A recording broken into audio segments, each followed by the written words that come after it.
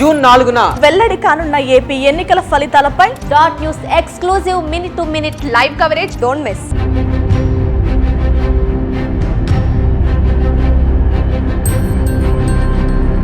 ఏపీలో result date దగ్గర పడుతోంది. ఇరు వర్గాల వారికి తమ పార్టీ గెలుస్తుందనే నమ్మకం. అంతలోనే ఎక్కడో అనుమానం. మళ్లీ ఏదో విని ధైర్యం తెచ్చుకోవడం, మరేదో విని భయపడడం. ఈ తంతు గత పక్షం రోజులుగా నడుస్తూనే ఉంది. ఎవడో ఒకడు గెలుస్తాడు, అయితే ఏంటి అని తమకు తామే సర్ది చెప్పుకోవడం. వెంటనే మళ్లీ టెన్షన్ పడటం. బిడ్డను ప్రసవించే తల్లి కూడా ఇంత టెన్షన్ పడి ఉండదేమో, ఇంత నరకం చూసి ఉండదేమో.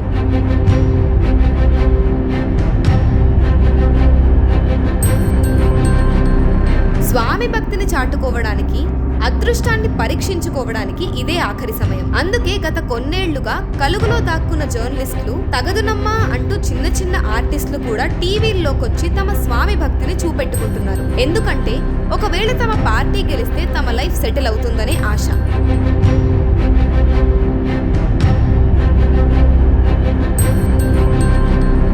అలాగే కొందరు సర్వేల పేరుతో డబ్బు కొట్టేస్తున్నారు. వీరిలో ఒక ప్రసిద్ధ సర్వేయర్ తన ఎగ్జిట్ పోల్ సర్వేకి ఖర్చవుతుందని చెప్పి తన అభిమాన పార్టీ వద్ద నుంచి 60 లక్షలు అందుకున్నాడట.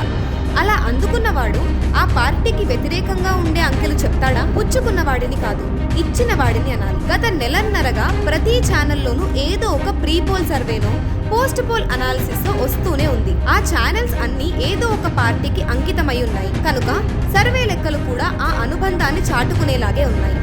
సింపుల్ గా చెప్పాలంటే ఎవరి బాగా వాళ్ళు ఊదుకుంటున్నారు.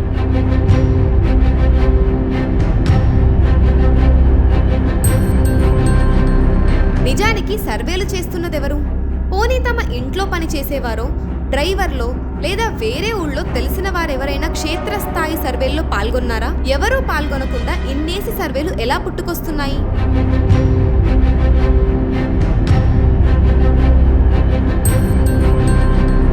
కొన్ని సర్వేలు అయితే మరీ కామెడీగా ఉంటున్నాయి. నియోజకవర్గాల వారీగా ఏ సీటు ఎవరు గెలుస్తారో మాత్రమే కాకుండా ఎన్ని ఓట్లతో గెలుస్తారో కూడా చెప్పేస్తున్నాయి. అంతలా చెప్పేసేటైతే ఇక ఈవీఎంలు ఎందుకు?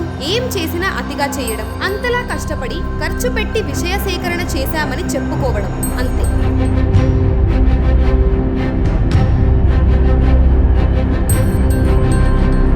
నిజానికి ఎవ్వరూ సర్వేలు చేయట్లేదు. చేసిన శాంపుల్ సైజ్ చాలా తక్కువగా పెట్టుకుని ఏ 10 మందినో అడిగి దానినే పర్సెంటేజ్ల వారీగా లెక్కగట్టి చెప్పేస్తున్నారు. అన్ని డ్రాయింగ్ రూమ్ సర్వేలు.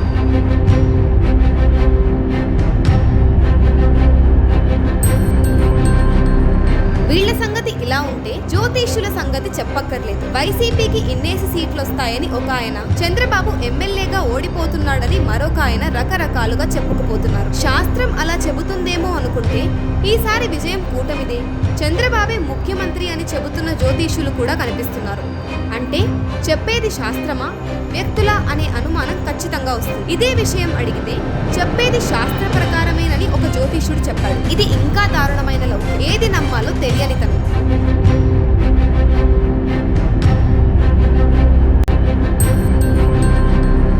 అయినప్పటికీ ఈ జ్యోతిష్యులంతా తమ టాలెంట్ ను ఇన్వెస్ట్ చేసుకొని కూర్చున్నారు. ఒకవేళ తాము చెప్పింది నిజమైతే రాబోయే 5 ఏళ్లు వాళ్ళకి క్లయింట్ల కొరత ఉండదు.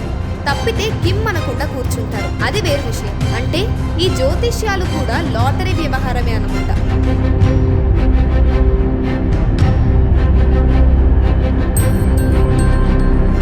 ఏది ఏమైనా మరో 5-6 రోజులు ఈ స్వామి భక్తుల్ని జనం సహించాల్సిందే. టెన్షన్తో నిద్రలేని రాత్రులను బెట్టింగ్ రాయిళ్లు భరించాల్సిందే. జూన్ 4 మధ్యాహ్నానికల్లా అందరి మబ్బులు విడిపోతాయి. అంతవరకు ఇంకా తెల్లవారదేమి, ఈ చీకటి విడిపోదేమి అని పాడుకోవడమే.